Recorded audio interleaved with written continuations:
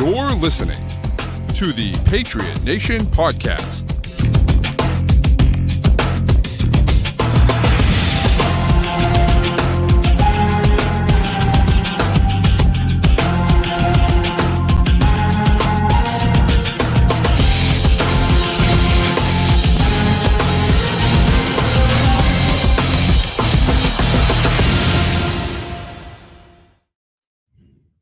All right, welcome into another edition of the Patriot Nation Podcast. It's your boy Pat Lane here, as always, with my guy Matt St. Jean.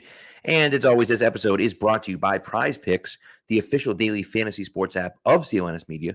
Download it, put in the promo code CLNS. They'll match your first deposit up to $100. And we're also brought to you by Game Time. You can use Game Time today. Download the app, put it in CLNS, and you'll get $20 off your first purchase through Game Time. Matt, here we are, and of course, we're talking Patriots, but there are three other sports, but no one cares about the Red Sox. There are two other sports going on right now in the playoffs. The Celtics with a big Game 4 win, which, by the way, it's fitting that this is the only game that finished within 10 points because Donovan Mitchell didn't play. And it was like you knew for a fact as soon as they announced Mitchell was out, it was like, oh, it's going to be a close game because you knew it was going to happen, and it did. But the Celtics won. The Bruins, however, did not. And as crappy as the Bruins have been playing, and they have been playing crappy, they have gotten absolutely railroaded by the refs. It is incredible. The duplicitous nature of the way the refs and the league have handled this series is unbelievable. It's unbelievable. Yeah, unfortunately, with the history of the NHL, it's very believable. But it is ridiculous. And, I think it's easy to look at the series and, it's 3-1. And I think Florida has largely outplayed Boston and say, it is what it is. But I was going through earlier today, the site Money Puck, they do like the analytics for hockey. Yep. And 5-on-5, the series has been pretty even. Slight edge to Florida, but pretty even. The big difference has been what has happened on power plays and penalties.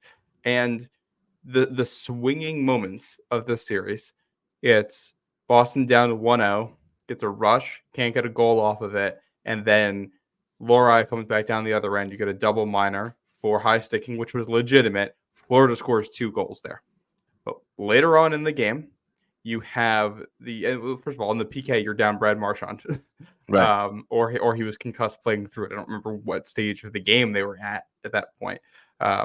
Later on in that game, he had a goaltender interference 100% because Aaron Ekblad pushes Lauko into the goalie. Correct. Called on Boston.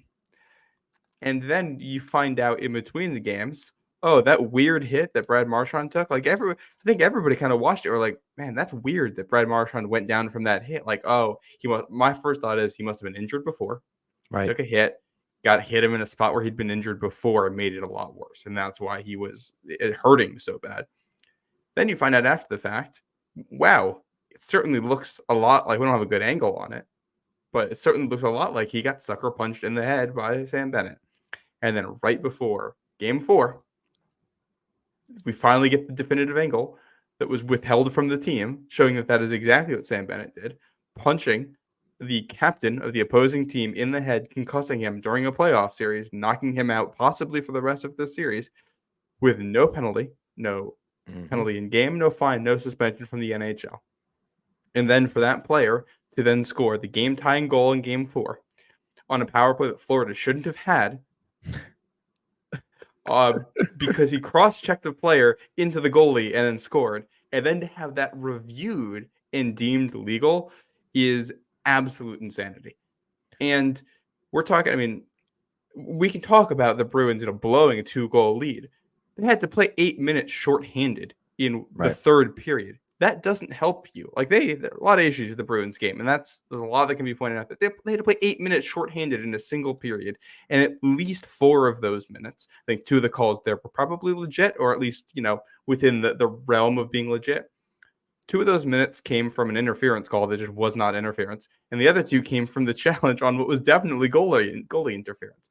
Completely ruins the game flow. completely puts the Bruins in a bad spot with no hard to fight for yourself in that situation. Well, and that's really what it comes down to, right? For me, is that interference call was like, you gotta be kidding me, man. It's they used to have the old flopping rule. Maybe they don't have. Maybe that rule doesn't exist anymore.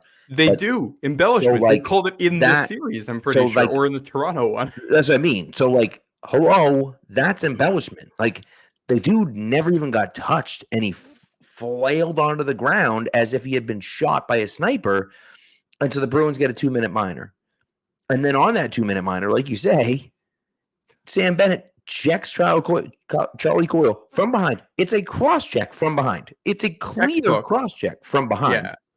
And he goes flying into Swayman, and Bennett puts it in the wide open net because Charlie Coyle's on top of his goaltender. Now, you can make whatever argument you want. Well, maybe Swayman wouldn't have gotten there, and maybe but all that crap doesn't matter. The fact is that Charlie Coyle should have been able to make a play on the puck. He couldn't make a play on the puck because he got cross-checked in the back by Sam Bennett. Then, to add on top of that, he lands on the goalie.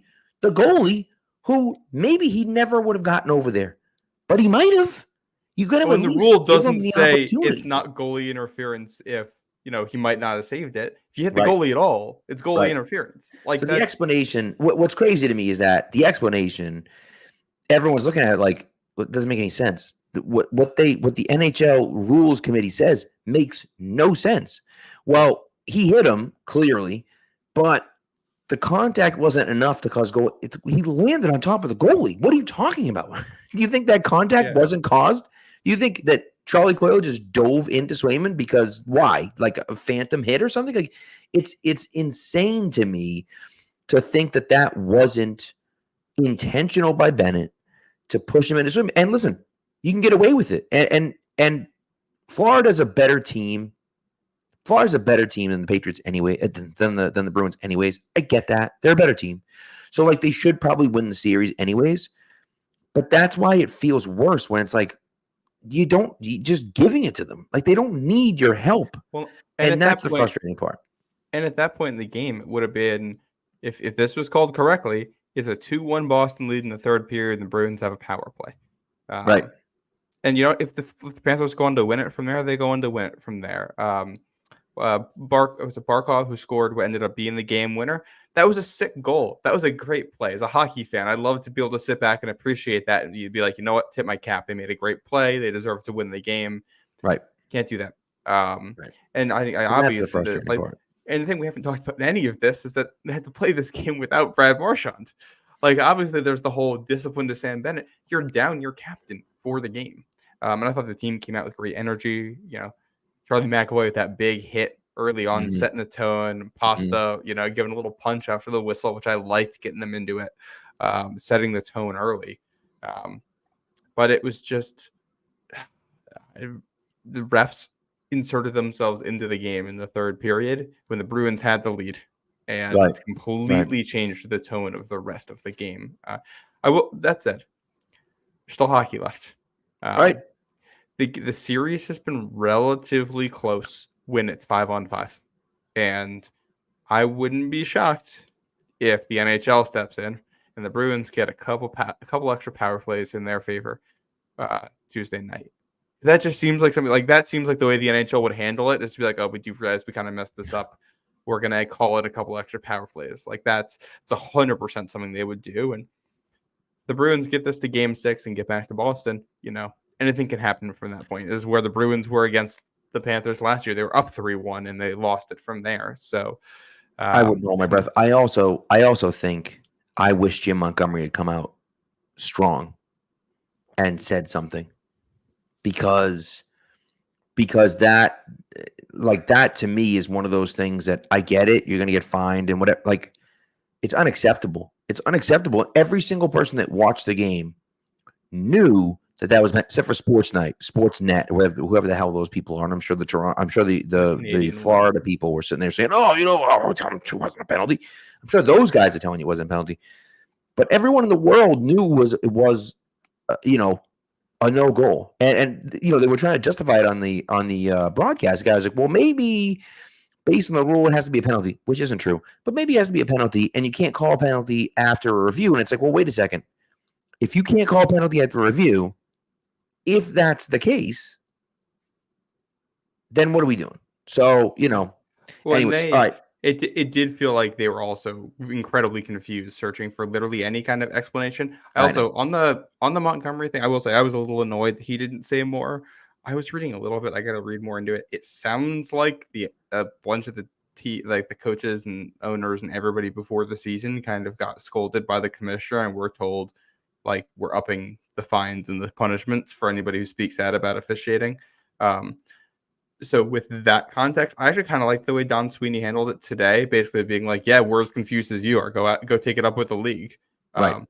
And I also like that in the sense that there's still hockey to be played and can't change the past now. So send the questions and the story up to the league where it belongs. Bruins focus on the hockey, try to get back into the series because they steamrolled Florida game 1. They won in that building this year in this series. You win game 5, anything can happen. So. True.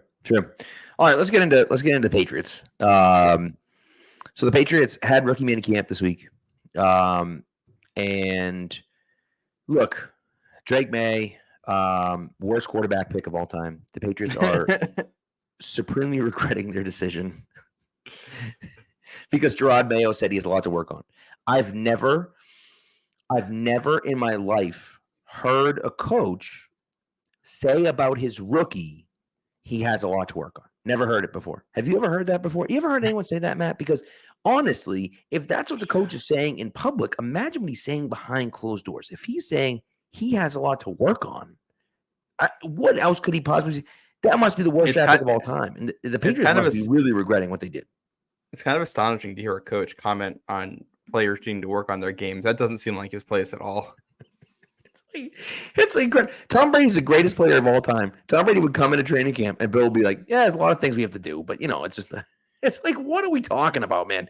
I just, that type of stuff is hilarious. And the best part about that is that the full quote is like, he's got a lot of work on, just like everyone does. But, you guys didn't see it, but he was here all night because he wants to learn everyone's things.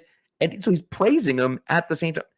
It's so ridiculously outlandish. And then you get the side-by-side videos of Jaden Daniels and Drake May throwing. And they're like, well, look at how slow Drake May was. And look at how quick Jaden. And I'm like, what are we doing right now, dude? Like, what are we talking about? We've been watching their film for months.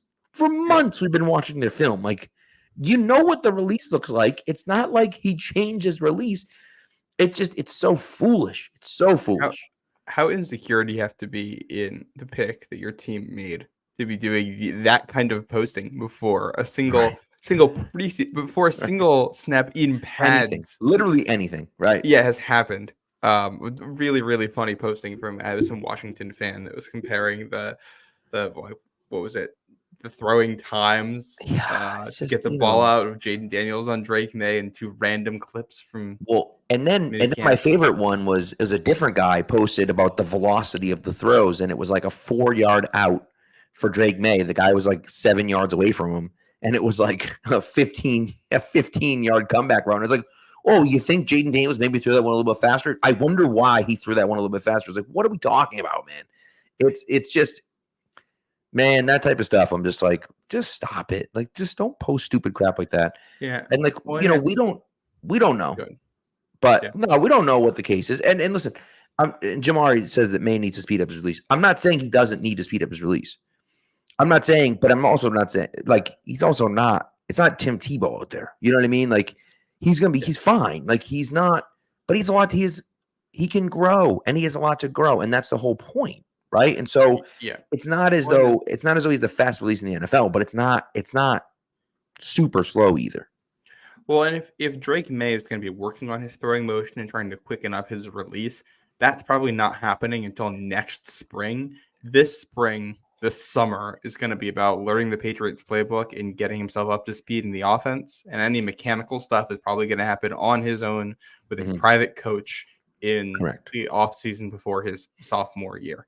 So, he might need to do some work there. I think consistency with his throwing mechanics is probably the big thing. Yeah. And that is something he can work on here. Which, I from everything we saw at camp, he's with Alex Van Pelt a ton. He's with TC Yep. McCartney a ton. He's with Ben McAdoo a ton. He's always with one of those three guys. And they're coaching him up, and they're working through not just physical reps, but mental reps, which is exactly where they should be at this point. And it seemed like they had Drake May talking about, they're at practice and they're doing lifts after, and then they got meetings and they're going to the hotel and all the players are hanging out there and they're meeting one another and they're going over the stuff. And it's all football all the time, they were saying. And that's exactly what you want at this point in the process. Absolutely. Well, and one of the things that I take out of it is that it seems as though, and of course, who knows, but it seems as though Jalen Polk and Javon Baker are becoming close. And they're already kind of following each other around and that's really cool. Like, that's one of those things for me that it's like, okay, these guys need to grow together. They need to develop that chemistry. And of course, Polk was at the Bruins game with May last night. Mm-hmm. And so, like, those are the types of things you like to see, is that team building and that camaraderie. And look, I have no idea how Gerard Mayo is going to be as a coach. I don't know. But I will say, I think he's big on that. And I think that that's going to be something that's going to be a point of emphasis for the Patriots this year. And look, whether that shows on the field or not, I don't know.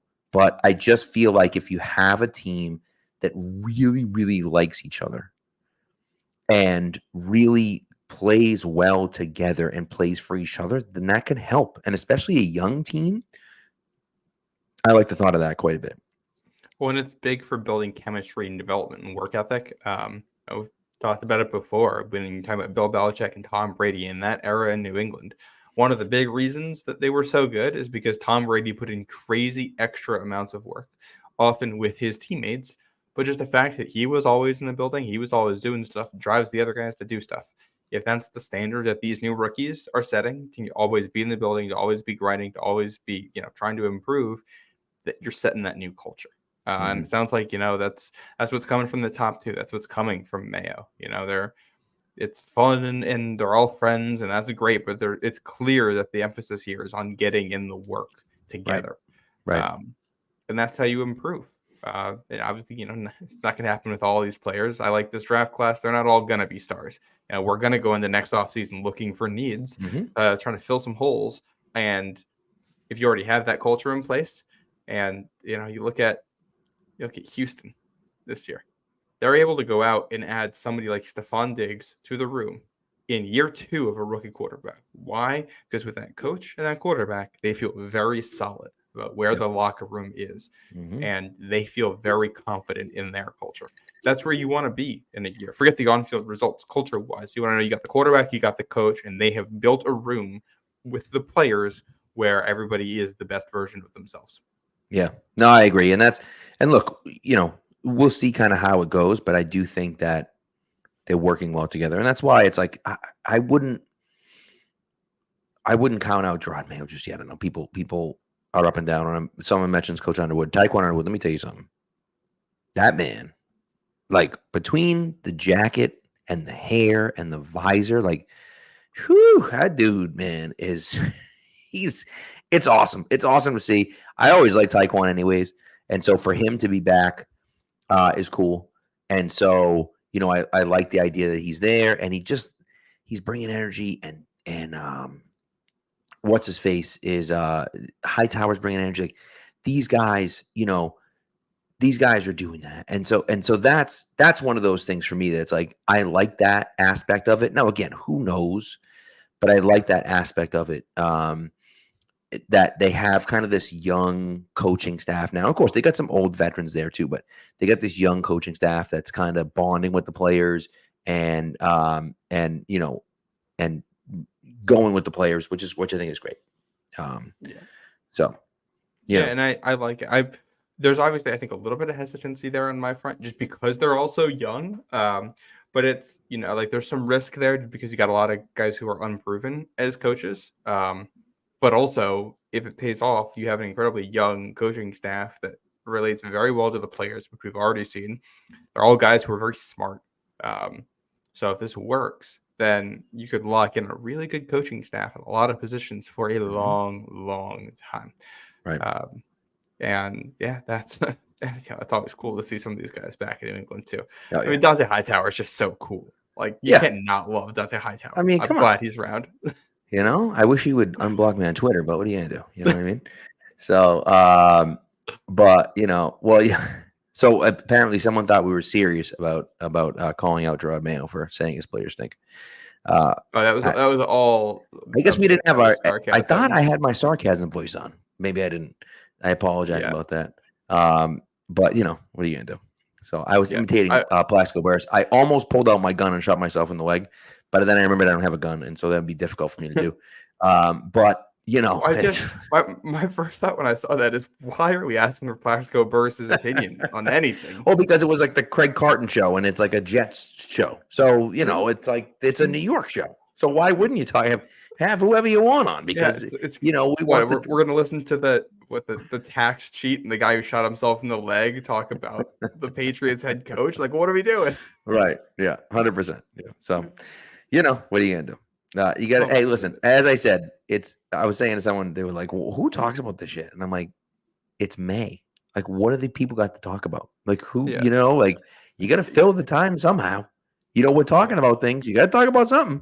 So let's talk about how much the Patriots, are upset about their pick because the coach said the quarterback needs to work on things. Oh, okay, all right, because that's not coach speak.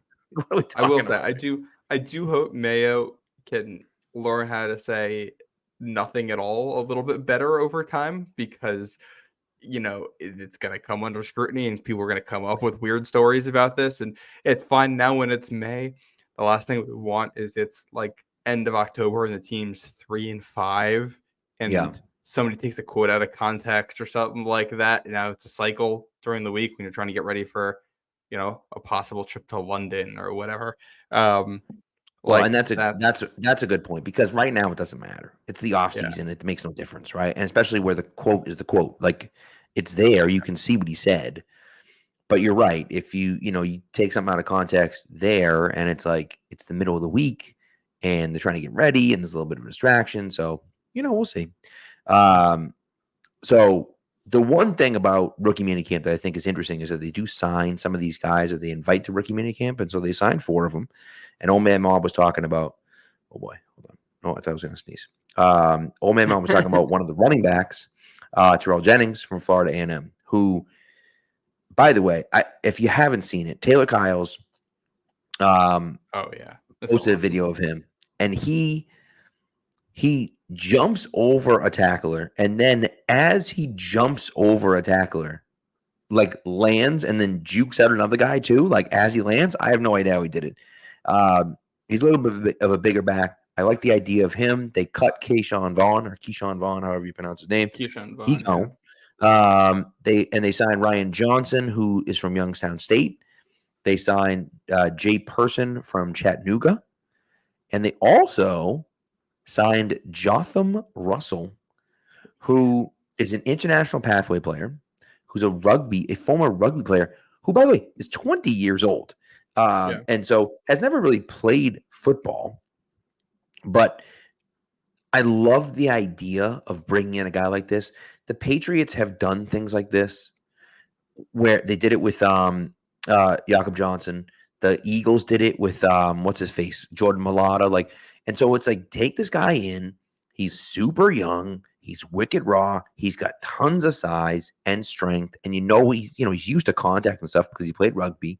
And so, stick him out at the end and see what you get from him. And you have the international pathway program, and so he doesn't take up a roster spot. So if he doesn't ever play for you, you don't lose a roster spot before it. Yeah. But you can sit there and say, hey, let's try to develop this kid. If it doesn't work out, it doesn't work out. But we have him here. And I love that aspect of it. And so I'm excited about that one as well. But, and that's the interesting thing. And who knows if any of these guys will actually make the team. But the fact that they made it through these kind of rookie minicamp invites and got a contract from the Patriots and will get to training camp most likely. And then we'll see what they do in training camp. And so they needed another running back. Jennings could be an interesting guy for them as Old Man Mom mentioned, he's going to compete with Kevin Harris for that RB3 spot. And Kevin Harris is fine, but he's nothing special. And so, if Jennings can give them something, then maybe he kind of slides into that running back 3 spot. And so, I don't. so we'll see. I'm still a little uncertain on Jennings. He's an older guy. He's not fast at all. Yeah.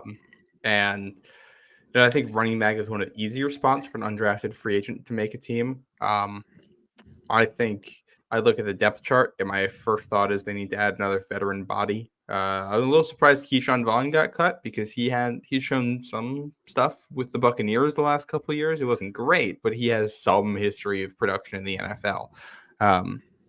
And he's been with the team for a bit. They claimed him off waivers, or they signed him to the practice squad or whatever back in December. So he's been around the building. So yeah, I was surprised that he was the one that got cut.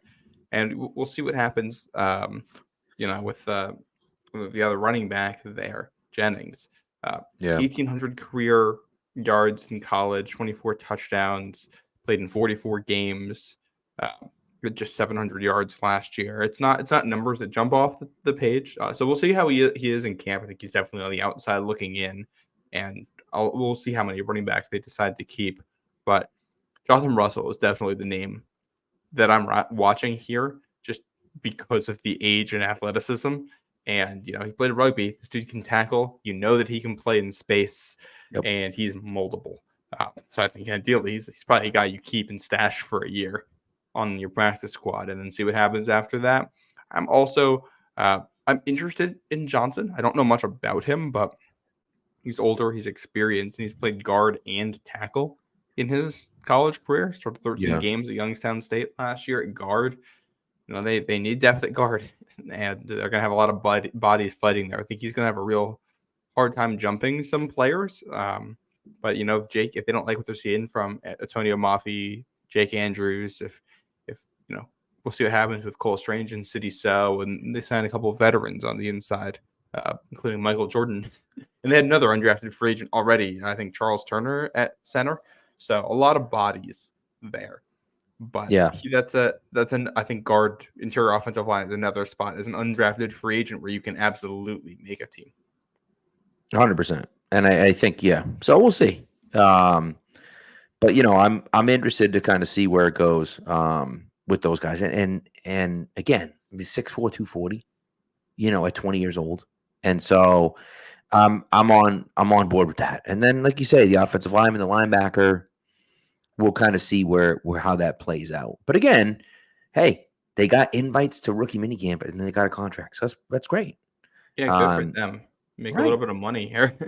And then see where it goes from there, So anyway, so look, rookie minicamp, there's not a ton to take out of it. I mean, look, the wide receivers are running on air, and it's like nothing's happening. So we're excited that they're on the field. We're excited that there's things going on, but there's really nothing happening.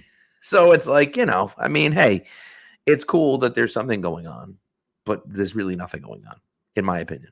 So, and there, it seems like it's mostly all normal stuff. You get through this weekend and there's no like bad. Obviously, there's the Mayo quote. But there's no real bad stories. There's nobody got hurt. There's no controversy. You didn't get out there and, oh man, Drake May can't hit anybody. Like, no, he looked like a quarterback. It looked like exactly the player that we've all watched on tape.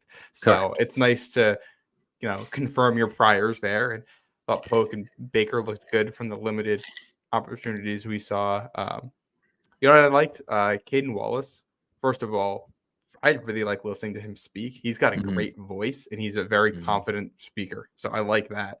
But he was talking about playing left tackle. He said he played left tackle in practice all the time at Penn State, which I thought was interesting. And he and Layden Robinson were functioning as the left side of the offensive line there in minicamp. So we'll see how that looks once we get to real camp, once we get pads on. But he seems very confident in his abilities to play the left side. And if they did get a guy who can be even a spot starter at left tackle there at that point in the draft, I think you got to be happy with the value of the pick. Yeah, 100%. And look, and again, it's funny because we were having this conversation back and forth, and I forget who asked us. It might have been, there was someone in the Scotia chat, I think. Anyways, John, I'm not sure, who asked us about, what does high floor mean, right? We say high floor, low ceiling with a guy like Caden Wallace. And To me, all it means right there is that he's a guy that you feel like can be an adequate producer, but he's never, like, to me at least, Caden Wallace, maybe he'll surprise us, but to me, Caden Wallace doesn't have the potential to be like a top 10 tackle in the NFL. He just doesn't. I just don't see that from him. Could he be a starter? Yeah, he could be. And, the projection is difficult. But again, even if it's a spot starter, of course, at 68, maybe you want something more than that.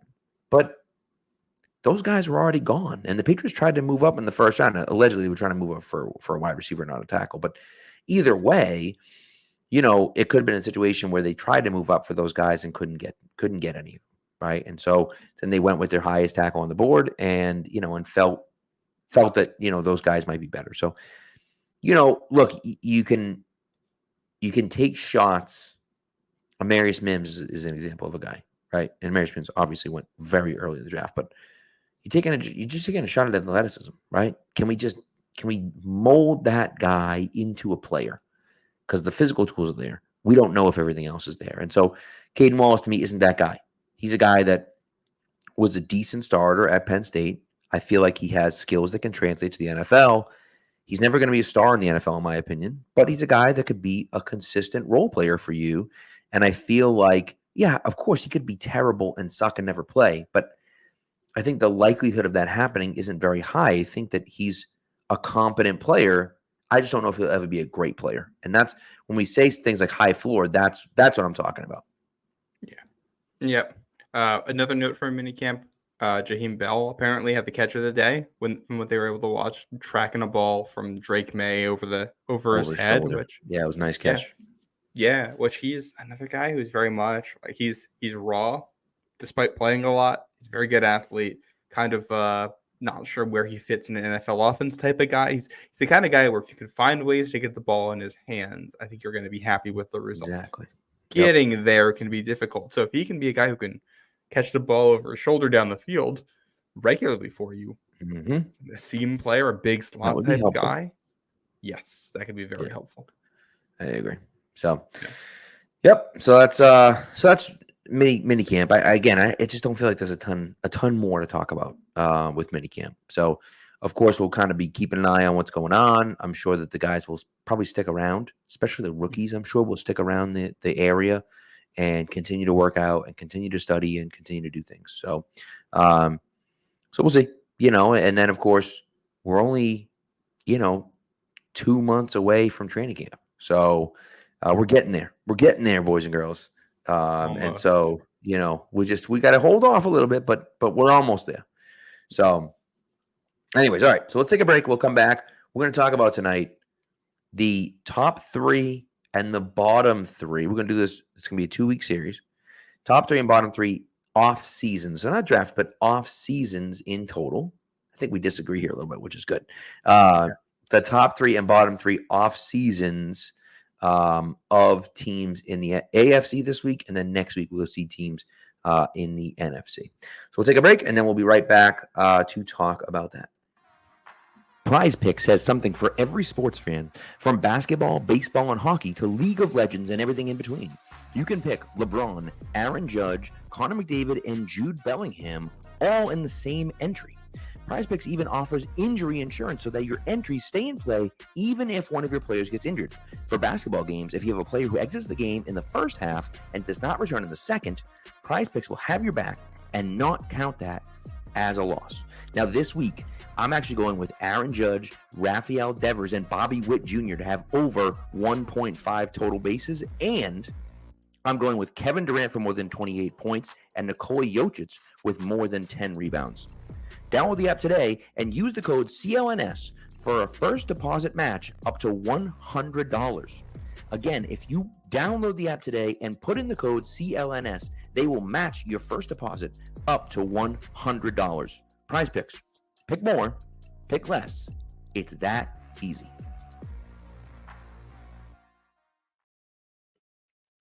All right, so let's get into this. Do you want to do top 3 first or bottom 3 first? What do you want to do? Let's end on a good note. So let's do the bottom ones now. All right. I like it. I mean, I'll go first, And I'm Yeah. just, well, I think we'll kind of talk about them and go back and forth. Number one for me is the Dolphins. And again, I didn't necessarily rank them from worst, but I just think, the bottom three for me, they lost like a billion guys, right? They lost Xavier Howard. They lost Andrew Van Ginkel. They lost Jerome Baker. They lost Robert Hunt. They lost Christian Wilkins. Now, they signed like Jordan Brooks and Shaq Barrett, who like they're fine, right? They brought in Aaron Jordan Brewer. Poyer, right? And they signed Kendall Fuller, I think, too. But like, I just feel like I didn't love what they did. They went after Chop Robinson in the first round of the draft, who like is pretty good, but like I feel like they already have edge guys. And I know those guys got hurt. And we talked about this kind of after the draft, but like I just thought that there were more pressing needs for them than that. But I just thought the team just is a worse team than they were at the end of the year last year, and that's not a good place to be. Well, and I think most importantly, they didn't address their weaknesses. Right. Like in some, like I also have Miami on my worst list, and I like some of the things they did. Like I think Malik Washington and Taj Washington, both of those receivers, Right. where they got them in the draft, amazing scheme fits and great value at that point in the draft. Kind of like the Odell Beckham signing for them too. I don't hate they added Jonnu Smith. I don't hate that. I like the Aaron Brewer edition, but you put the whole thing together, and right now they have a team that is essentially built to play high scoring games and high scoring games only. Like it's a team that's built to play on a track. Their interior offensive and their offensive line as a whole. You got Teron Armstead and Isaiah Wynn holding down the left side of your line. That is a very injury prone group. You got Austin Jackson, Robert Jones on the other side. They improved their depth a little bit on the interior with Aaron Brewer being there, but it's not much better. This is a group that's going to have to win based on scheme and situation. They're not going to be able to like power run the football on you when they need to win games. Defensively, it's the same type of thing. Like I like Zach Sealer on the inside. I still think he's good, but they are much weaker on the defensive line. The exception of they got their speed rushers. Like, yeah, they got Jalen Phillips and Chop Robinson on the outside and Bradley Chubb and Shaq Barrett. And, if you get down to Miami and, they can let those guys tee off on you and they got a good secondary behind them still, like, yeah, you're going to have issues. If you're a bad team playing Miami, you're going to have a bad time. If you're a good team playing Miami, though, if you're a physical team playing Miami, Yeah. I think they can still get bullied. They can get bullied off the field. And not using a single draft pick on the interior of I don't think they used not a single draft pick on the interior of the line of scrimmage on either side of the ball when Garden Center, your worst spots last year, and where you just lost Christian Wilkins. Yeah. I don't understand that. That doesn't make any sense to me. And some of these guys you drafted, like they don't looking at our lads right now, their depth chart, they don't have a single rookie in a spot to start, which is partially, the strength of their roster. They do have a good roster. They didn't need that. They also drafted the guys at positions where they're not going to be seeing the field probably all that much in year one. They're going to be rotational guys, and that's fine if you're a team that, is just in the AFC Championship and you're building for the future and you're trying to build sustainably. It's not fine when you're a team with glaring holes. Yep. Agreed. All right. Who do you got? You want to name one of your guys? Yeah, let's see who else I got on my list here. Because you both have the Dolphins, right? Yeah, we both have the Dolphins. I gotta do it. I'm gonna go with the Pittsburgh Steelers. Really? Entirely for the QB room. Okay. I don't get it. Like they got some decent, and I like some of the things the Steelers did. I like their draft, but you're rolling into the season like you have a decent team, and you roll into the season with an aging Russell Wilson, who is not at all a scheme fit for what the offensive coordinator you have likes to do, and Justin Fields, who has looked fine at times, but I'm also not at all convinced is a scheme fit for what that offensive coordinator wants to do. And like, it kind of feels like with the quarterbacks they have, their best case scenario is 9-8 and maybe a 7 seed getting blown out in the first round of the playoffs. I'm just like, why? Like I liked some of the stuff they did, but I'm especially now with what Atlanta did, a little more confused. Like, why weren't they in on Kirk Cousins? I feels like with where some of this roster is, and with the offensive coordinator you bring in, Kirk Cousins is who you would want there. I don't know if they have the cap space for him, but Yeah. Well, that's I'll tell you, I had the Steelers as one of my best ones. And so really what it revolves around for me is the draft, right? they You killed the get draft. I don't have any comments right, there. you get your starting left tackle, your starting center, right? And I think, Mason McCormick is a guy that can probably start right away at guard. And Yeah, so you're talking about potentially 3 starters in the offensive line. your You whole add left Roman side. Wilson, you Yeah, add Peyton Wilson. They added Patrick Queen as well from a division rival, which I think is interesting. So those are some of the things for me where I look at it and I just say, hey, like, yes, the quarterback is rough. I understand that, and I don't love the quarterback situation, what they did there. However, they also paid nothing to get either of those guys, right? They're not tied long term to either of those guys either. So I believe you can get out of the Wilson deal, correct? They can at yeah. least. No, they can move on quick. I mean, that's the thing. I don't. They're getting what they're paying though Right, at the most right. important position in Well, and sports. and you're right about that, but I think the idea is they didn't love Kirk Cousins coming off the Achilles, right, at 36 years old. They certainly didn't like Kenny Pickett, and they knew they were too far away to really have a chance at any of these top quarterbacks. And so the thought process, I think, was, well, let's take a shot. Let's see what we have, and let's see if we can make it work with Russell Wilson. If we can't make it work with Russell Wilson, let's see if we can make it work with Justin Fields. And if we can't make it work with either of those guys, then we cut them both at the end of the year. Well, Fields becomes a free agent, but we get rid of both of them at the end of the year and we start fresh and we draft another quarterback. And maybe we move up and, get and look, again, maybe that's not the right play. I don't know. But if you fix the offensive line and then you hit on a late round quarterback or you sign a quarterback next year. What if they sign Dak Prescott next year and they're just set up to be That like, and and so that's interesting. that's kind of where I'm lying with. And I get it. I understand, like, they didn't address the quarterback situation, and that's a problem. But for me, I look at it and think that's a team that is set up for the future. Questions at quarterback, which of course is a problem, but you already have a good defense. You've added to the defense. And then, I think you added to that offense. And of course, the offensive line, I think they've kind of fixed that offensive line, which was Yeah. really, really necessary. And I No, think I like that's big for me. what they did with the offensive line. I just trading away the Deontay Johnson, getting Right. Dante Jackson back. I didn't love that move for them. I personally don't love the Patrick Queen signing for them. I Yeah. don't think he's going to be bad.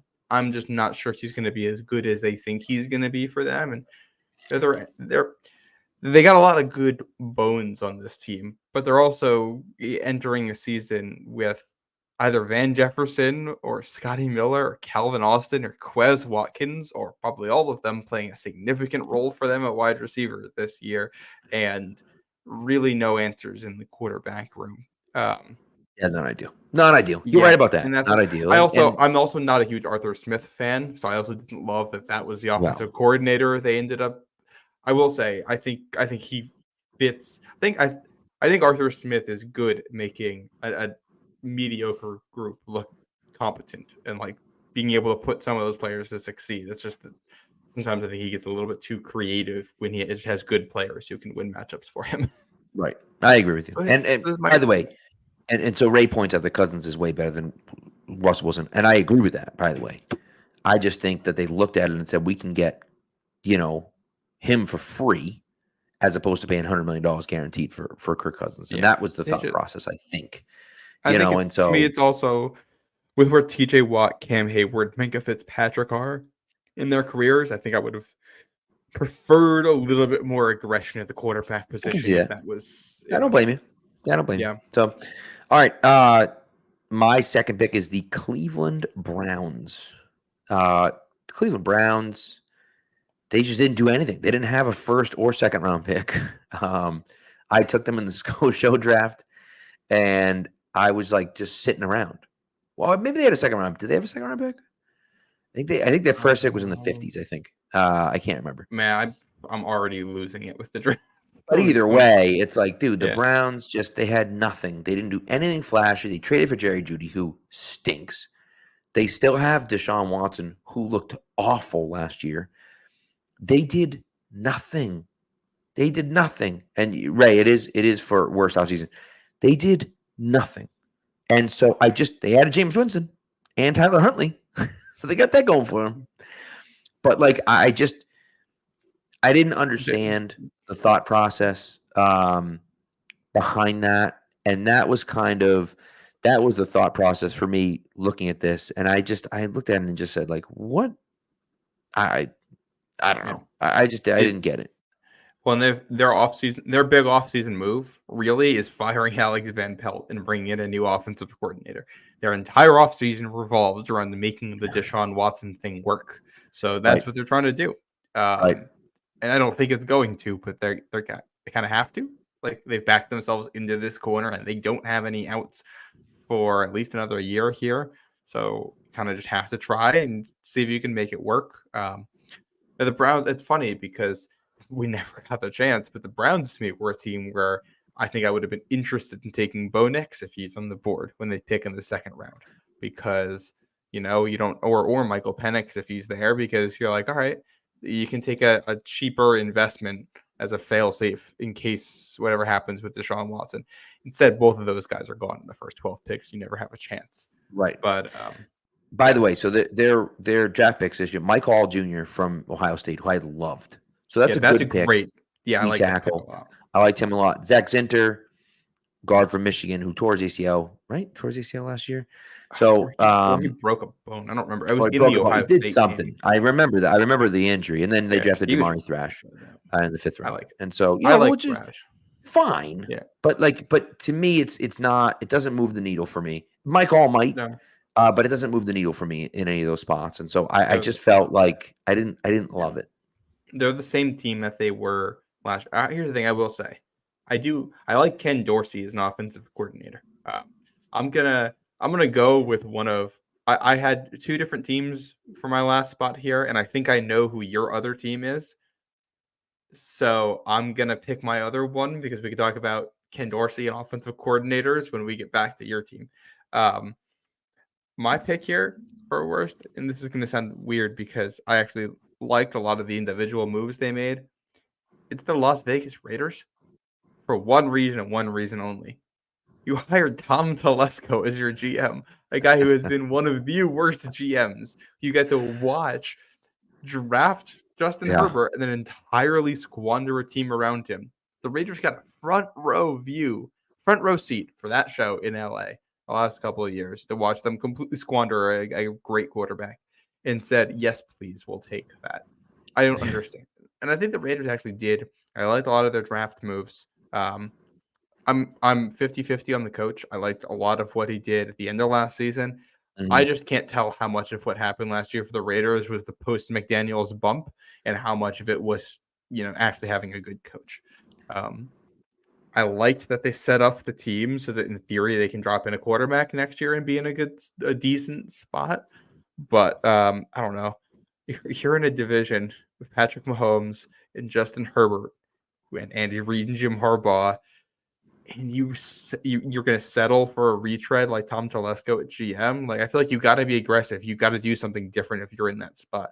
Like, you're in a very difficult spot in terms of situations in the NFL, and why not push the envelope and get creative? This is the time and place for it. Right. I can't disagree with you at all. And, I think that their first 2 picks, they drafted Jackson Powers Johnson, who I think is a great pick for them. And of course, Brock Bowers. The Bowers one is interesting because they drafted Michael Mayer last year. And so you kind of wonder, like, are there better picks at 13? But at the same time, if Brock Bowers is as good as we think he's going to be, it's not a bad problem to have 2 really good tight ends. And so, Yeah, well, especially because Bowers is a lot more of a slot guy anyway, and Yeah. a schemed touch guy in a lot of ways too. And you can use him as a big slot. And I actually I like that the Raiders' approach was basically to be simple and just say, yeah, you're gonna let us take two guys who many consider Brock Bowers was a guy who people considered a top 5 talent, top 8 talent in this draft. I'll let him fall. All right, we'll take him. Jackson Powers Right. Johnson was a first round talent who I think had that injury issue or whatever. You let him fall out of the first round. All right, we'll take him. Yep. Um, Yep. I like that approach of just keeping it simple. I actually did like a lot of their draft for that reason. I like Tommy Eichenberg for them, which I think is another good one. Um, but it's just one of those. Yeah. It's like they're still. I I want to see what they do with Devontae Adams, honestly, because I feel like you got to trade him at some point here to start the next phase of your rebuild to get It's a some ammo back. Yeah, it's a really bizarre. They're just in a bizarre situation, right? And I think who knows what Aiden O'Connell is going to do. Feel like he's not the guy, but maybe he is. I don't know. Well, I feel pretty confident saying he's not the guy, but he's here, and you see what you can do with him, I guess. But yeah, I don't like it. What if Mayer and Brock Bowers end up turning out to be, what we think they can be? The Raiders might have like a top 5 skill group in the Sure. AFC this Yeah. season, and they're just not really going to have anything else around that. Like they're just spare parts. They're the what do you call it? The car with the expensive rims that's all Right. broken down and beaten up. Yep. Which for where they are in their process, it is going to be a rebuild for them. There are worse places to be, but Yeah, I I agree just with do you. not. They're going into a rebuild and think they hired the worst possible person for it. So until I see Tom Telesco start making some smart moves, I'm out on the Raiders for now. I don't blame you. I don't blame you. Yeah. So, all right, here's my last one, and I know you disagree with me, and so this will be a little bit of a fun conversation here. But my last one is the Tennessee Titans, Mhm. and I Oh, just I thought you were going a different route here. So okay, oh, yeah, go ahead. well, there you go. Tennessee Titans for me. They spent like crazy on the open market, right? They let Derrick Henry walk. They replaced him with Tony Pollard in a fairly expensive deal. Then they sign, Calvin Ridley to a massive contract. I just fine, but like I didn't love it. Um, and so and again, it's not the worst thing in the world to do that, obviously, right? The draft is pretty good. You draft J.C. Latham and then Tavondre Sweat, which I think is really solid. So those first two guys I think are really good. And you're talking about building kind of that interior of the offensive. Well, I, of course, Latham is a tackle, but the Mhm. interior of the defensive line, and then adding on to that offensive line, which they really needed as well. And so, look, whether it's a home run or not, I don't know. I just feel like I don't get it. I don't know if I don't buy the Will Levis thing. I don't think he's the guy. I feel like Mike Vrabel has slipped the last few years and he's not getting as much out of his guy. I don't know, man. Well, I'm out on the it's not Titans. Mike Vrabel there anymore. You're right. You're right. So Yeah, so it's like, yeah, they Brian fire Callahan. Vrabel, they hire Brian Callahan. Like the whole thing. I just don't get the whole It, thing. And so it's I'm out yeah, on the Titans. I don't believe it. Maybe they'll prove me wrong. I just don't believe they're going to be any good this year. they're weird, but I had them on my best list only because I think like I wouldn't have liked the Patriots giving that much money to Calvin Ridley because I don't think he would fit what New England does. I think he fits where Tennessee is right now. I look at Tennessee and they have an ex DeAndre Hopkins. Calvin Ridley steps in, he can be your Z, and they just signed Tyler Boyd too, who can play in the slot for you. And I think Ridley and Boyd are a little bit interchangeable in the way they can be used. I like the way that they have addressed that offensive line. They drafted Skronsky last year, Latham this year, and you hire Bill Callahan, which I think is a fantastic move. Uh, Tony Pollard and Tyjae Spears actually really like that backfield.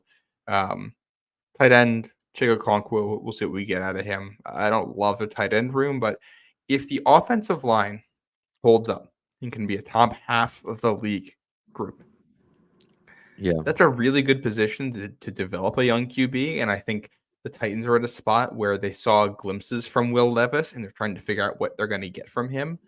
And I think they've put themselves in a spot where it's going to be one of two things that happens. Either they can see that Will Levis is good because they've given enough for him to work with, and they can be a competitive team this year in that division.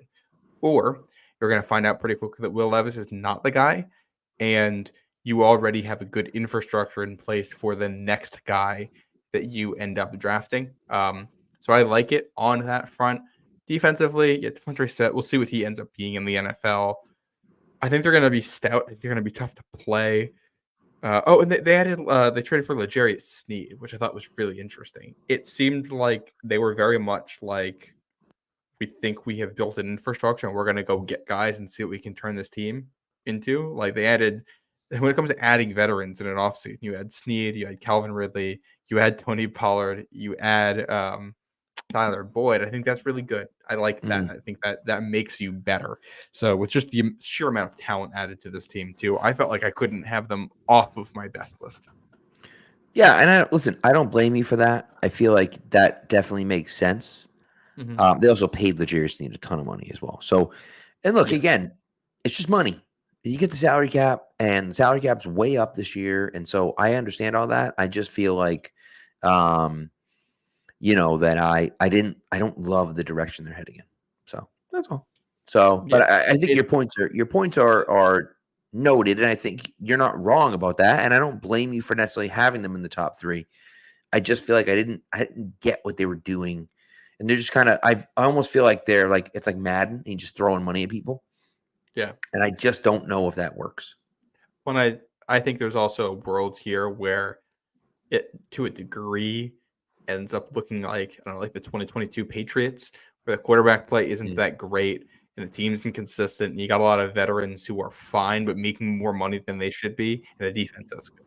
And keeps you in games, but you're going to have a hard time winning them. You look at that division, the AFC South. What looks like a lot of good teams. I don't know what the Jaguars are doing, but they got a quarterback, and the Colts are figuring things out, and the Texans looking good, and the Titans could improve and get better and not have a winning record, which in some ways that could be a blessing in disguise for addressing your quarterback situation or other things on that team. Good point. All right, do you have one more? Or do you want to go to? Well, the only other one, neither of us ended up with them on our list, I don't think, but the Buffalo Bills, I think deserve a mention here. I was just mentioning them, the offensive coordinator thing, because I never got the offensive coordinator change for them. I thought Ken Dorsey did a better job than Joe Brady, and Dorsey to Cleveland, I think makes at least some sense. And I think the Bills are doing the right moves for the long-term play right now, but they are worse this season. Yeah, and you get rid of Diggs and Gabe Davis, and again, Diggs had to go. Gabe Davis was just fine; he wasn't great, and so like you add Keon Coleman in there, and you try to add a few more pieces to that receiving core. It's not as good as it was, but who knows? When we talk about the 2 tight end thing in Vegas too, don't sleep on the Bills 2 tight end thing. Dalton Kincaid was good for them last year, and they have Dawson Knox, and if they're changing their identity, if they're investing in that offensive line too, maybe we just see them put a lot more 2 tight end stuff on the field, and they're going to counter not having Diggs by being able to run the ball more and having 2 tight ends who they can go to. And I don't love their other options, but like Khalil Shakir has been very efficient for them when they've targeted him. And if Curtis Samuel is like the 4th option in your offense, that's fine. Yeah, he's like, you can have him in that role. So I'm I'm very curious schematically to see how this looks and how they put this all together, because the offense is going to be worse, but I also like some of the pieces, and with the proper development, they might not actually take any kind of significant step back. True. Good point. All right, let's take a quick break. We'll get into the top 3 when we come back. I promise we'll be a little quicker on the top 3 than we were on the bottom 3, and then we'll get you guys out of here. All right, so one more break, and we'll be back. The Celtics are in the playoffs, and there's nothing like the atmosphere of the Garden during a Celtics game. And the easiest way to get in the building is by using the Game Time app. The prices on Game Time actually go down the closer it gets to tip-off. Now, one of the nice things about Game Time is that they have all-in pricing, which means you see the fees up front. They're not hitting you with fees after you've already paid or as you get to the payout screen. They're giving them to you up front so you know exactly what you're paying. They also have the lowest price guarantee. If you find a price lower, they will credit you 110% of the difference. And they give you a seat view before you purchase anything. You can even move your phone around and see how it looks. So take the guesswork out of buying NBA tickets with Game Time. Download the Game Time app, create an account, and use the code CLNS for $20 off your first purchase. Terms apply. Again, create an account and redeem the code CLNS for $20 off. Download Game Time today. Last minute tickets, lowest price, guaranteed. All right. Oh, you want to go first with this, or you want me to go first? I don't mind going first. Do it. I'm gonna let my Michigan homerism fly right off the bat here. Oh, LA baby. Chargers, one of my top off seasons. You got Jim Harbaugh. I think I had some questions about how he would fit the NFL. I don't think there was a better possible franchise for him, in large part because we all knew what the Chargers have needed for a long time now was a culture reset. How long have the Chargers been a team that's soft, team that's injury prone, a team? Yeah, you go back to the early 2000s with a team that always has a good quarterback and doesn't win games. That's the Chargers. And Jim Harbaugh is going to be the guy that makes you tough, that makes you physical, that invests in all the infrastructure you need, offense and defense, to make sure you're not losing games for dumb reasons. Your offensive line is going to get better. Your defensive line is going to get better. Your special teams are going to get better. You already have a borderline elite quarterback. I don't know how this team's going to look at this year, but just culture-wise, this is exactly what everybody in that building needed. And I love what they did in the draft too, I think. So, yeah, big fan of this Chargers offseason. Yeah, I mean, it's one of those interesting things for me that I didn't love what they did, getting rid of everyone, but at the same time, it's like, well, yeah, but those guys always lose. So it's like Keenan Allen is a great player, and Mike Williams is theoretically a great player, and now Eckler is theoretically a great player, but like, how often do they play? Yeah. And so that's that becomes then the question. And then you draft Joe Alt at number 5, and again, we talked about it. I said it was one of the picks I didn't like the most because I felt as though, as much like Joe Alt, you're drafting him to play right tackle, and you could have moved back and gotten Tali Fuaga to play right tackle, who was right tackle, right? And a guy that could have stepped in right away and played right away. Now, is he as good as Joe Alt? No, but you could have probably picked up a first-round pick next year to do that. But, again, they got good players. You got Ladd McConkey, and we'll see. I'm not 100% sold on Ladd McConkey, but we'll see. But then, Jerry's son, Brendan. So I think they did a good job. So it's tough to argue with them being in the top 3. And obviously, you love Harbaugh. I don't love him quite as much, but I do. I like Harbaugh. He's a weird human being, but he's very good at coaching football. Yeah. They also added Newtown, Connecticut legend and Michigan legend, and very briefly Patriots legend fullback Ben Mason. So that's right. Yeah. Which side note, I remember hearing this story back in the day. As a true freshman at Michigan, I believe he set like their bench press record or something like that. Yeah, I did. I think he played defensive tackle at high school or something like that, and switched to fullback there. I don't remember the full story now, but they're just going to be physical. They're going to run the ball a ton, and then just use that for some play action stuff. And that alone is just going to make them much more sound offensively than they were the last couple of years.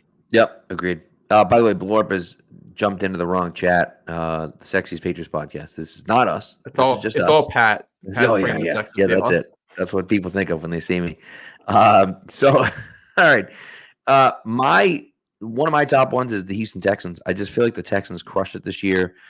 They found that they had a good thing last year, and they built upon it. They went out and signed Danielle Hunter. They traded for Stephon Diggs, right? They brought in some guys. They drafted Blake Fisher. They drafted, Kate Stover, tight end. And so they drafted a corner, which, by the way, the Kamari Lassiter pick. Did you see Kamari Lassiter today? Who was up on the stand, and he was like, "Coach went to Bama? I didn't know that." He's a Georgia guy. It was so good. I love the SEC rivalries stick into college. Yeah. So what they did though is take their team that was a playoff team and make them better. And I think that you're looking at it saying, we're going all in on it. We are trying to, improve on where we were and continue to build around our young quarterback. And as much as a problem child as Stephon Diggs is and has been, when things are going good, he's really good.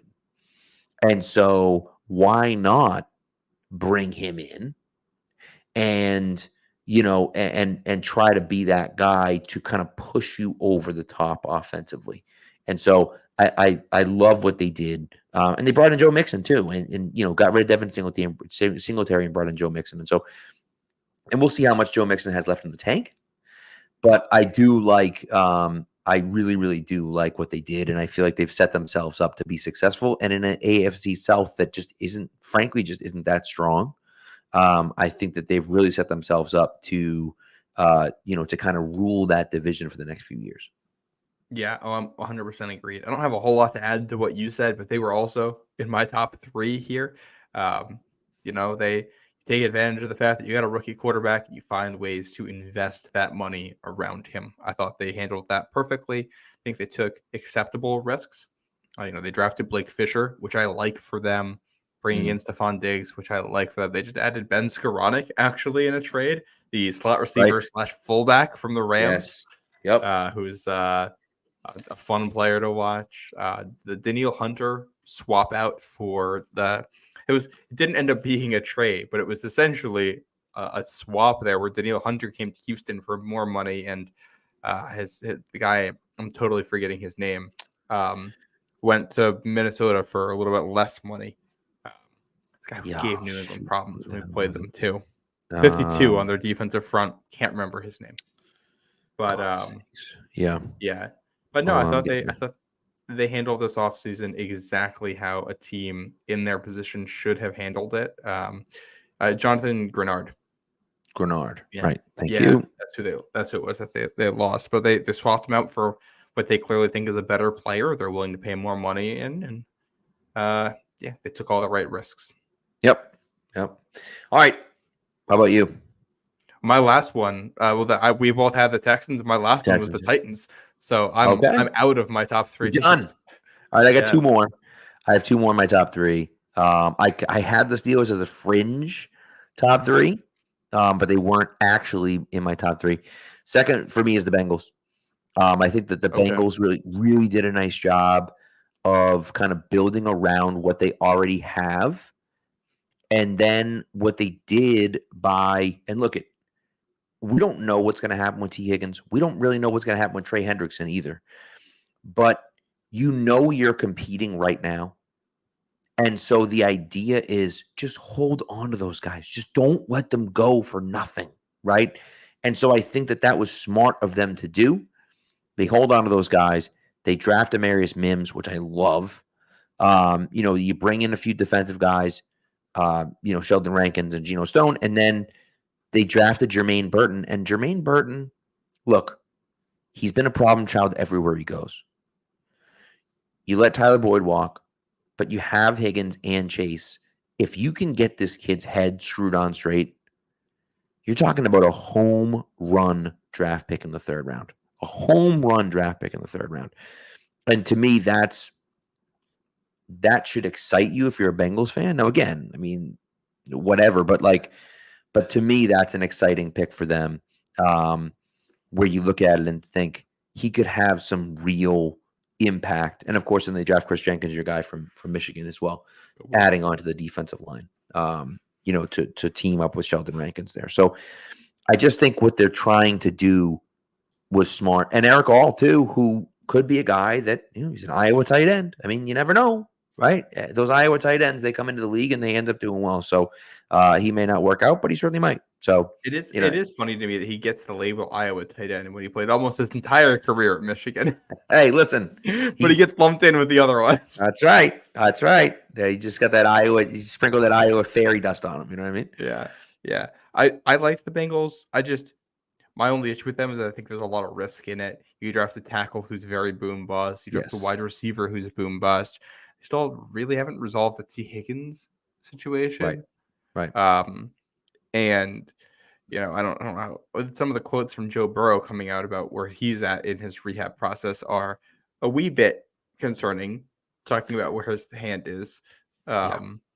So I don't hate their offseason. I just think, and this is especially when you're now paying the quarterback, you got to pay the guys around him. It's an appropriate place to start taking some of those risks, because if they pay off, they can really set you up. And if Burton and the tackle there figured out for you, you're in really, really good shape the next couple of years. Yeah. If they don't, and Higgins just walks for nothing in free agency next year, and that's it, you're in a very different place. Yep. All right, my last one. Oh, it's a little bit of homerism, but I have to do it. New England Patriots. Got to do it. Fair.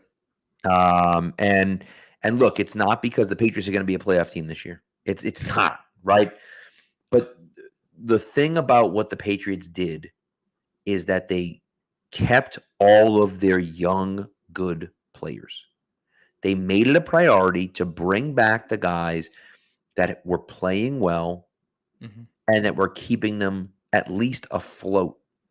Now, again, are they going to win the Super Bowl or even make the playoffs this year? Absolutely not. Absolutely not. But I like the idea. You take a swing at the quarterback at number 3. You take a swing at 2 wide receivers. You take a lottery ticket on Joe Milton in the 6th round, right? You take another lottery ticket in Bell in the 7th round, right? And I think what's funny about Bell is that him and Johnny Wilson both dropped because nobody knew what to do with those guys, right? And I think Bell has an interesting case to be made where you look at it and say, okay, I like that, And so, and look, the Patriots didn't really bring in anyone where you're like, oh, wow, they didn't wow anyone. But again, you do what you have to do, right? And I think that's one of those things for me where I look at it and say, okay, I get it. And they tried to move up because they wanted Leggett and they didn't get him. And I think, and sometimes that happens. It is what it is. You couldn't move up and you wanted to move up to 32 and the Bills blocked you from moving up to 32. And they took less to move back to 33 instead of 34. And so what are you going to do? It is what it is. And I think part of that too is that they wanted Keon Coleman. And they probably had a feeling that if they moved back to 34, that Carolina was going to take him at 33. And so they looked at it and said, well, yeah, we can move back, but we could either take Coleman here or we could move back to 33, pick up extra draft capital, and take Coleman at 33, which is the guy that we want anyways. Whereas if we move to 34, he's not going to be there. And so, that's one of those things where it's like we could go back and forth and argue about that. But I think what they did was good. You needed to do a culture shift. You needed to change. Bill Belichick's the greatest coach of all time. And again, it might not work. It's the same thing with the quarterback. It might not work, but it had to be done. You got to take the risk at some point. Yeah. And, here we are taking that chance. And I like what I've seen from this regime so far. Yeah. I also say a comment about how, you don't mind taking this swing. I'm assuming it's talking about this discussion, but they need to be right or it's going to set the team way back if they're wrong. They just had it, the 3rd pick in the draft. They won 4 games last year. Right. They are set way back. It doesn't get much worse than that when we're talking about things. They're a tiebreaker away from having the number 2 overall pick in the draft. That doesn't get much worse. And the only reason I didn't put New England in my top 3, they were the next team out for me because I think moving on from Bill to Mayo was the correct decision. I like it, but also there's a lot of risk there, and that was enough to kind of have me shy away from it. And I like the moves in the draft. I think there were a lot of reaches in there, which I'm okay because I like the fits. Yeah. But it's a riskier approach. You are essentially betting on knowing something that nobody else, not one of the other 31 teams, has picked up on. And you can find guys that way. Joe Thuney, was a great find that way. Yeah. Yep. So most of the time it's not going to go that way for you. So hopefully it goes the way it went with Joe Thuney and not the way it went with Jordan Richards. Tyquan Thornton. I mean, and again, I think then the question for me becomes, what did the league think about those guys? Yeah. The consensus board may have been all over the place, but what did the league think of those guys? Jalen Polk, everyone looked at it and said, well, this is a disaster. And this is, a huge reach for Polk. And it's like, well, really? I don't know. Did the league view him higher? And as soon as he gets drafted, you hear league guys that are keyed in, saying things like, love this pick. This guy's a baller. He's a great player. You take a massive reach on a guy like Tyquan Thornton. No one said that. There was not one guy saying they love that pick, right? And so they're not just gassing the Patriots up in that situation. They actually did like the pick. Now, again, doesn't mean it's going to work out. But I think that made sense for them to do. And again, and all of this stuff is what it is, right? And Nagan says Polk was reach to you. But I don't know what that means. Would Polk have gone 40? And maybe, based on I think Polk was a reach. He was a reach of probably about a round, which I think when you factor in need and scheme fit can be appropriate. I don't necessarily have an opinion. Caden Wallace was a little bit more outside the bounds of what you want to do. Layden Robinson was about a round, which especially when you get to that was early day 3, I think is totally acceptable. right. Reaching isn't some unforgivable sin. You just open yourself up to a little bit more risk than you might otherwise do. And the other risk here is, if Polk isn't good or whatever ends up happening, if somebody else who's taken in between ends up being really good, that's where you might start second guessing yourself. But no, I liked the scheme fits of the guys that they picked. Yeah. And also there are people in the chat saying, we should have taken Cooper DeJean at 34. And look, I was on board with that. We talked about that. I was on board about that. Didn't we do a mock on the pod? We 100% did. Matter of fact, my final mock draft, I had the Patriots taking May at 3 and then DeJean at 34, I think. We did it it doesn't matter. Yeah. The point is, for me, is that I don't what are we doing? Your wide receivers are terrible. Your corners are pretty good. Now, could you use another corner? Absolutely. Could you use a really good corner like Cooper DeJean? I think Cooper DeJean's a very good corner. Sure. But what are we talking about? And so that's the thing for me. Well, in the tough part of all of this is that it's hard to justify taking Cooper DeJean over a receiver and need a receiver. Correct. But if the receiver you take isn't good, and DeJean is, then you're going to look back and say, well, we still would have taken a good defensive player over the bad offensive player. Right. So it's just, it's for drafting development. And that's where, I think I like Polk. I don't think he's going to be a bad player. I don't know if he'll ever be an elite one, but he's got good hands. He's got good feel for zone route running. He's a good enough runner against man coverage. He might not ever be a deep threat, but I think I'm going to use the term high floor here. I have a high floor on him because I think he has all of the base technical abilities you need in an NFL receiver. He has the size. He has the catch radius. Mm-hmm. He might only ever be a 400 to 500 yard per season guy. That could happen. But I see that being a pretty reasonable outcome. I don't see it getting a whole lot worse than that because I think the worst case for him is probably he gets on the field as your third best wide receiver. And that's fine. I think you've boosted the floor on this team with this offseason for New England. The other thing I'm going to say here is this. On New England's offseason, one of my other points of hesitation on putting them in the top 3, I love bringing Mike Onwenu back. I do have some hesitation about his fit in an outside zone running scheme. Right. I just want to see it. That's what I think the spot where he struggled the most. He also struggled the most while also not getting the best coaching there. He should be getting better coaching as somebody who's going to be running that scheme. So I think you just hope, better coaching, repping it more often in practice. It's going to look better. I have faith in those guys, but there is conceivably a world where we look back in a year and we say, man, this guy definitely wasn't a scheme fit. We signed him anyway. Now what do we do? It just isn't working. What happens now? And obviously, hopefully we don't end up there. But. Right. So hopefully people will be wrong. The people that want Cooper DeJean over Jalen Polk, hopefully you're wrong. But who knows? So, But anyways, all right, that's it. That's all we got. That's our top three, our bottom three.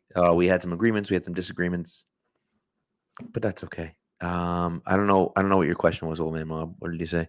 Post game? No. I don't know. I'm not sure. He asked a question. You got about 3 seconds to get your question back in the chat here, old man mob. Oh, yeah, they are running outside zone. Yes, what system they're going to run? Yeah, they're doing outside zone. The players are talking about it. That's what they were practicing. Yeah. So and look, maybe they run the outside zone, maybe they don't. We'll see. I don't know if that's going to be everything, but In Cleveland, it was kind of outside zone was the main thing, and then duo was your counter to it.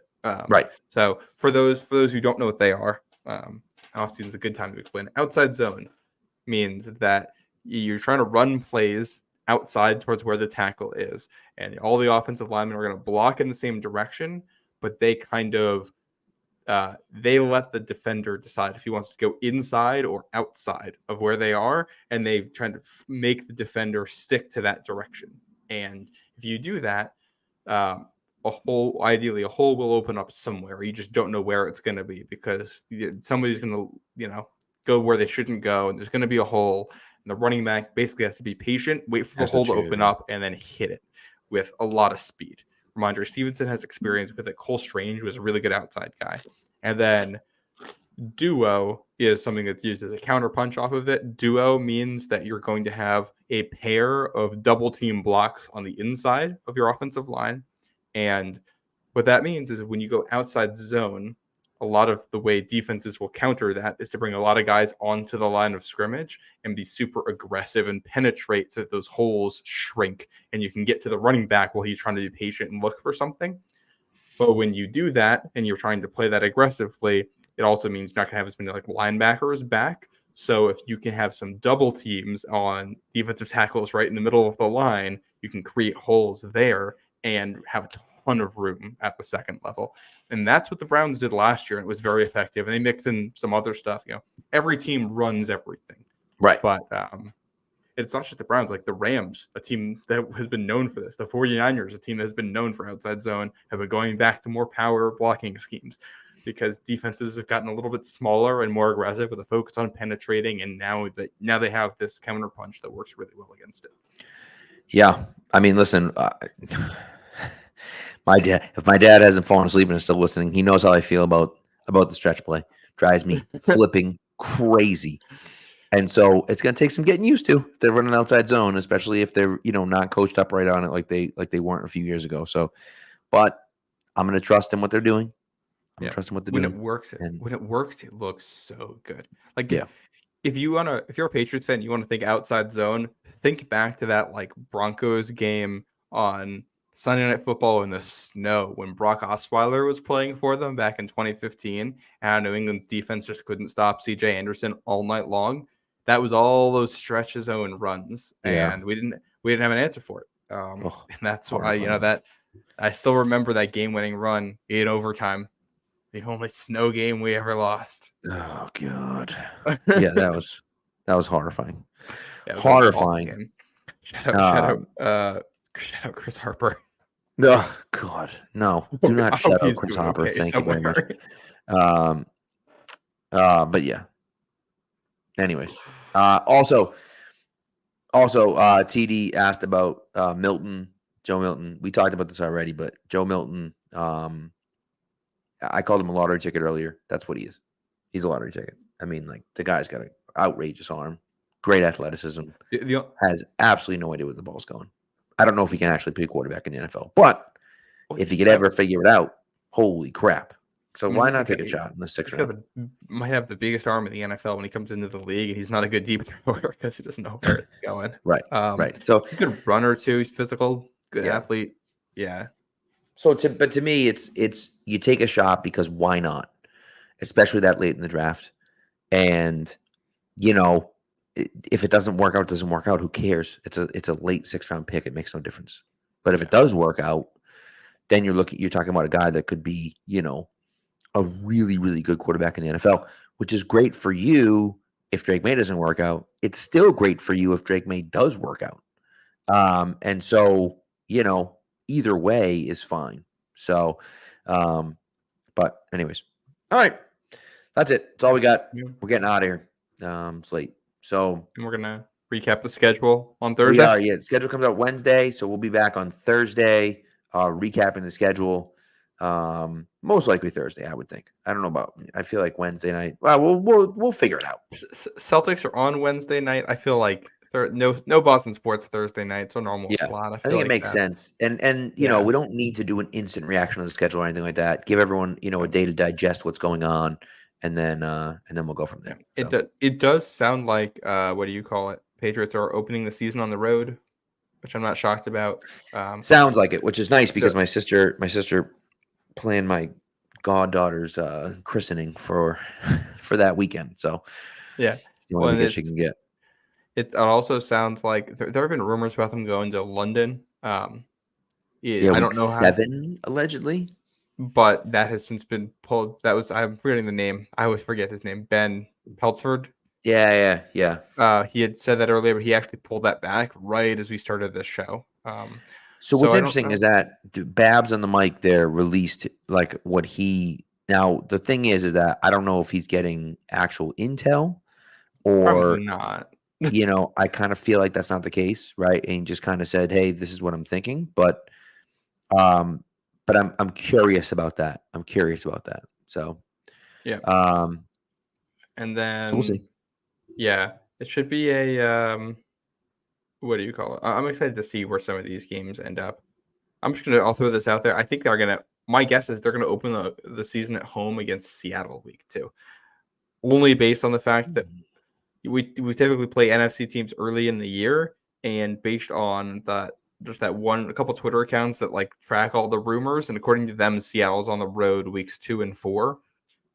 We play Seattle home this year. We play NFC teams early. Seattle's probably on the road that week. So that's my official prediction. I like that. Also, we want to go to Chicago, but it can't be week 2. Can't be week 2. It's too early for me. Week 4, week 5, something like that. That's what I'm hoping for. So yeah, if it was week 5, that'd be great because week 5 I think is the long weekend. Either week 5 or week 6 is the long weekend. So I bet they're gonna put it. I hope they put it late in the season, honestly, because I bet they want to make sure it's gonna be Drake May. That makes the most sense is put it late in the season because then it's May and Caleb Williams, or like the week before Thanksgiving type of thing. Yeah. Or early November feels like the right spot for that game. I agree with you. Cold night in Soldier Field. So we'll see. But anyways, we'll be back on Thursday talking about the schedule, and then we'll go from there. So thanks for listening, guys. We appreciate it, and have a great night, and we'll talk to you on Thursday.